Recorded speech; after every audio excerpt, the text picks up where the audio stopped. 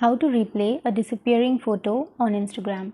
So if you want to replay a disappearing photo, then first of all you have to open up your Instagram application, and here after opening, now you can go to the messages icon which is on the upper right corner, and from here you can simply go to the chat of which you want to see the disappearing message.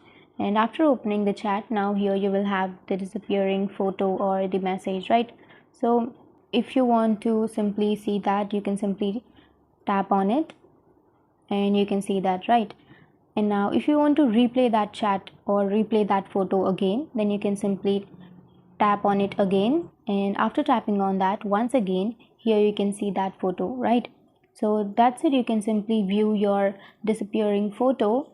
So you can simply see your disappearing photo for twice and not more than that. So if you have seen the disappearing photo for twice, then the person will get notified that you have replayed that photo. So that's it. That's how you replay a disappearing photo, by simply a click or simply a tap.